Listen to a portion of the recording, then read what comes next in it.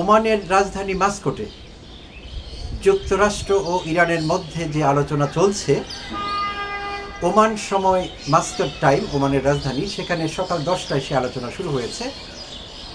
আলোচনা এখনও চলছে, দ্বিতীয় রাউন্ড। প্রিয় দর্শক শ্রোতা, যে যেখান থেকে দেখছেন এবং শুনছেন, আসসালামু আলাইকুম এবং অফুরন্ত শুভকামনা সবার জন্য। তো দ্বিতীয় রাউন্ডের আলোচনা চলছে এখন, আর সেই আলোচনায় ইরানের পক্ষে নেতৃত্ব দিচ্ছেন পররাষ্ট্রমন্ত্রী আব্বাস আরাকচি, আর ওমানের পররাষ্ট্রমন্ত্রী মধ্যস্থতা করছেন বদর আল হামাদ আল বুসাইদি। বদর বিন হামাদ আল বুসাইদি, তিনি ওমানের পররাষ্ট্রমন্ত্রী। তার মধ্যস্থতায় এই আলোচনা এগিয়ে যাচ্ছে। কারণ প্রিয় দর্শক শ্রোতা, এটি গুরুত্বপূর্ণ আমাদের বোঝা যে এই আলোচনাটি ডিরেক্টলি হচ্ছে না, অর্থাৎ যুক্তরাষ্ট্রের প্রতিনিধিরা এবং ইরানের প্রতিনিধিরা একে অপরের সঙ্গে সরাসরি আলোচনা করছেন না। ওমানের পররাষ্ট্র মন্ত্রণালয়ের কর্মকর্তাদের মাধ্যমে আলোচনাটি হচ্ছে, তারা মধ্যস্থতা করছেন। আর ইরানকে প্রতিনিধিত্ব করছেন পররাষ্ট্রমন্ত্রী আব্বাস আরাকচি, আর যুক্তরাষ্ট্রকে প্রতিনিধিত্ব করছেন ডোনাল্ড ট্রাম্পের special envoy Witkoff, Steven Witkoff এবং তার জামাতা জ্যারেড কুশনার। এই দুজন যুক্তরাষ্ট্রকে প্রতিনিধিত্ব করছেন। তো আর আমাদের নিশ্চয়ই জানা আছে, এই আলোচনাটি হবার কথা ছিল তুরস্কের ইস্তাম্বুলে, বাট সেইটি হলো না। ইরান সেখানে আলোচনা করতে রাজি হয়নি, তারা ওমানে আলোচনা করবে বলে শর্ত দিয়েছিল। তো ইরানের এই শর্তের কারণে আলোচনাটি ভেঙে যাচ্ছিল একরকমের। তো আঞ্চলিক মধ্যস্থতাকারী যারা ছিলেন আশেপাশের দেশগুলো, তাদের মধ্যস্থতায়, তাদের দুতিয়ালিতে এই আলোচনাটি আবার হচ্ছে আজকে ওমানে, মাস্কটে। তো আলোচনার দ্বিতীয় দফা এখন চলছে। এখন ওখানে ওমানের স্থানীয় সময় বোধহয় 3টার কিছুটা বেশি বাজে। আমাদের চেয়ে 2 ঘন্টা পিছিয়ে আছে ওমান। আমাদের পশ্চিম দিকের দেশ যেহেতু, আমরা 2 ঘন্টা এগিয়ে আছি। বাংলাদেশে এখন 5টার বেশি বিকেলবেলার সময়, আর ওমানে অপরাহ্ন 3টার কিছুটা বেশি। তো দ্বিতীয় দফায় আলোচনা চলছে। তো আলোচনায় এই পর্যন্ত বিশেষ কোনো অগ্রগতি হয়েছে এই কথা বলা যাবে না, কোনো গণমাধ্যমে এই দাবি করেনি। আর আরেকটি বিষয় এখানে বলে রাখা ভালো, যে অবস্থার পরিপ্রেক্ষিতে এই আলোচনা শুরু হলো, সেটি হলো ইরানের সাম্প্রতিক গণ আন্দোলন দমন করবার চেষ্টা। ইরানের দ্রব্যমূল্যের ঊর্ধ্বগতি, মূল্যস্ফীতি, মানুষের ক্রয় ক্ষমতার বাইরে চলে যাওয়া, এই সব কিছু নিয়ন্ত্রণের বাইরে যাওয়ার কারণে সরকার বিরোধী আন্দোলন বেশ চাঙ্গা হয়েছিল ইরানে। আর সেখানে কয়েক হাজার লোক নিহত হয়েছেন। ইরানের আইন শৃঙ্খলা রক্ষাকারী বাহিনী, তারা যে অফেন্সিভ চালিয়েছেন এই গণবিক্ষোভ বা গণ আন্দোলন দমন করবার জন্যে, কয়েক হাজার ইরানিয়ান মারা গিয়েছেন এবং কয়েকশো ইরানি আইন শৃঙ্খলা রক্ষাকারী কর্তৃপক্ষের লোক। তো পরিস্থিতি খুবই বাজে ছিল। আর যুক্তরাষ্ট্র এটিকে বাহানা বানিয়েছিল যে তারা ইরানের জনগণের পাশে আছে।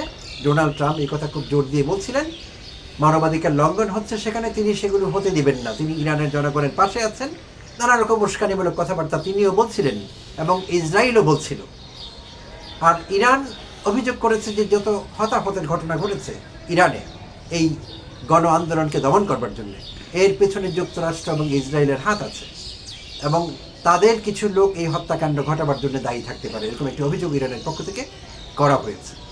আচ্ছা, তো তারই প্রেক্ষিতে এই পরিস্থিতি ইরান এবং যুক্তরাষ্ট্র খুবই উত্তেজনাকর হয়ে উঠেছিল। সারা বিশ্ব রুদ্ধশ্বাসে অপেক্ষা করছিল দেখবার জন্য যুক্তরাষ্ট্র ইরানে আবার হামলা করে বসে কিনা।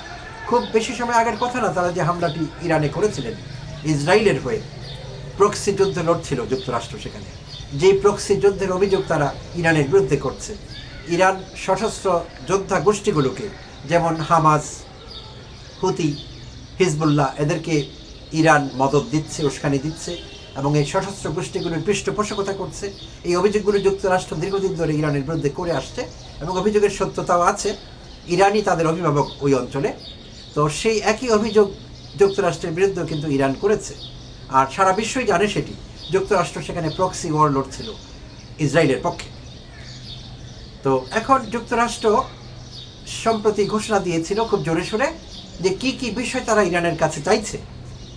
তো আজকের বৈঠকে ইরান অনড় ছিল এই আলোচনায় যে তারা শুধু একটি বিষয় কথা বলবে, এর বাইরে তারা আলোচনাকে নিয়ে যাবে না, এজেন্ডায় তারা অন্য কোনো আইটেম চাচ্ছে না। ইরানের পক্ষ থেকে সেই দাবিটি ছিল ইরান শুধু পরমাণু কর্মসূচি তাদের সেইটি নিয়ে কথা বলবে, অন্য কোনো ইস্যুতে তারা কথা বলবে না। আর যুক্তরাষ্ট্র চাইছিল পরমাণু কর্মসূচি নিয়ে তারা কথা বলবে, এজেন্ডায় থাকুক ইরানের পরমাণু কর্মসূচি, তারপর এনরিচড ইউরেনিয়াম যা মজুদ আছে ইরানের কাছে সেটি তৃতীয় কোনো পক্ষের কাছে হস্তান্তর করা হোক, এবং নতুন করে তারা এনরিচমেন্ট প্রোগ্রাম আর নেবে না। ব্যালিস্টিক ক্ষেপণাস্ত্র যেগুলো আছে, ব্যালিস্টিক মিসাইল ইরানের, সেই সক্ষমতা তারা সীমিত করবে কিংবা বন্ধ করবে, এই দাবিও তারা করেছিল। এবং যেটা বলছিলাম যে আঞ্চলিক সশস্ত্র গোষ্ঠীগুলোকে মদদ দেওয়া বন্ধ করবে।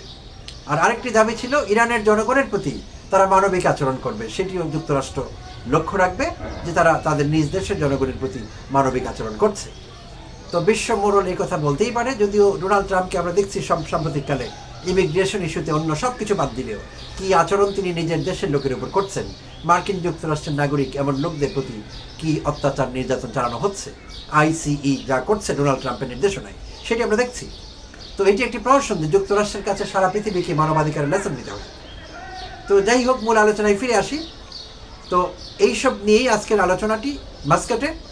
তবে আলোচনায় কি কি বিষয় নিয়ে এখনো কথা হয়েছে এই পর্যন্ত সেটি এখনো পরিষ্কার করে জানা যায়নি, কোনো সংবাদ মাধ্যমে জানাতে পারেনি। আমি অনেকগুলো সংবাদ মাধ্যম ঘেটেছি একটু আগেই, দেশি বিদেশি সব রকমের, বাট কোনো তথ্য এই পর্যন্ত পাওয়া যায়নি। বাট দ্বিতীয় দফায় আলোচনা এগিয়ে চলছে। তো সেই আলোচনা চলাকালীন সময়ে খুবই ইন্টারেস্টিং একটি বিষয়, সেটি হলো যুক্তরাষ্ট্রের যে ডিজিটাল দূতাবাস আছে, তারা ইরানে বসবাসকারী যুক্তরাষ্ট্রের নাগরিকদের প্রতি সতর্কতা জারি করেছেন সেই ডিজিটাল দূতাবাস কর্তৃপক্ষ। আর সতর্কতা হলো তাদের যত শিগগিরই সম্ভব, যেটিকে তারা ASAP বলেন, as soon as possible, Iran ছেড়ে দিতে হবে। কেন ছেড়ে দিতে হবে? কারণ ইরান তাদের জন্য নিরাপদ না। ইরানের যোগাযোগ ব্যবস্থা বিঘ্নিত হয়েছে, সীমিত হয়েছে, ইন্টারনেট বলতে গেলে বন্ধ, চলছে না, এবং নানা কারণে যুক্তরাষ্ট্রের নাগরিকেরা সেখানে ভালনারেবল বা ঝুঁকির মুখে আছেন। তো এই জন্য তাদেরকে অতি দ্রুত ইরান ছেড়ে দিতে হবে, এবং বলা হয়েছে সম্ভব হলে আর্মেনিয়া এবং তুরস্ককে ব্যবহার করে ইরান থেকে তারা যাতে দ্রুত বেরিয়ে যান। আর যদি তাদের থাকতে হয়, খাবার, ঔষধ, পানি, এরকম কিছু খুবই প্রয়োজনীয় দ্রব্যাদি হাতের কাছে রাখেন এবং নিরাপদে থাকেন। তো মূলত এই ঘোষণাটি এসেছে ইরান ছেড়ে দেবার ব্যাপারে, তারা যাতে অনতিবিলম্বে ইরান ছেড়ে দেন। তো এখন এই বার্তাটি নতুন টেনশনের জন্ম দিয়েছে, যেখানে আলোচনা চলছে দুই পক্ষের মধ্যে, তৃতীয় একটি দেশ মধ্যস্থতা করছে। তো সেখানে দুই পক্ষকেই চিন্তা করতে হবে পজিটিভ চিন্তা।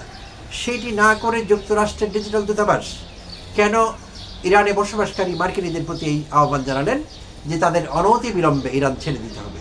এর পেছনে কি আছে? তো অনেকের আশঙ্কা, যদি মাস্কাটে আলোচনা ভেঙে যায়, যেই হুমকি ডোনাল্ড ট্রাম্প অনেকদিন ধরে ইরানকে দিয়ে আসছেন, যে যদি ইরান আলোচনায় না আসে এবং আলোচনা ফলপ্রসূ না হয়, তাহলে তিনি ইরানে হামলা করবেন। আর হামলা করবার সব প্রস্তুতি ইতিমধ্যে তিনি সম্পন্ন করেছেন, আমরা জানি। USS আব্রাহাম লিঙ্কন থেকে শুরু করে সব রকমের ব্যবস্থা সেখানে রাখা আছে, মজুদ আছে। তো এখন অনেকে আশঙ্কা করছেন যে আলোচনা যদি ভেঙে যায়, তাহলে যুক্তরাষ্ট্র বিকল্প একটি তাদের প্ল্যান বি হাতে রেখেছে, আর সেটি হলো ইরানে হামলা করা। তো এই আশঙ্কা নতুন করে দেখা দিয়েছে এবং জনমনে উদ্বেগ দেখা দিয়েছে ইরানে বিশেষভাবে। তো আমরা আসলে জানি না, এটি নিশ্চিত করে বলা সম্ভব না আসলে সেটি এই ঘোষণা বা এই নির্দেশনা সেইটি মেন করে কিনা। কারণ এই বিষয়ে নির্দিষ্ট করে কিছু বলা যায় না, কেউ প্রেডিকশন করতে পারেন না। কেন পারেন না? কারণ এর সব কিছুর পেছনের মানুষটি হলেন ডোনাল্ড ট্রাম্প। আর ডোনাল্ড ট্রাম্পের ব্যাপারে একটি কথাই সত্যি, the only predictable thing about Donald Trump is his unpredictability. আমি রিপিট করছি বাক্যটি, the only predictable thing about Donald Trump is his unpredictability. তার মানে হলো যে ডোনাল্ড ট্রাম্প সম্পর্কে সারা বিশ্ব এটি জানেন যে তার বিষয়ে একটি বিষয় নিশ্চিত করে কথা বলা যায়, কি? যে তিনি একজন অনিশ্চিত মানুষ।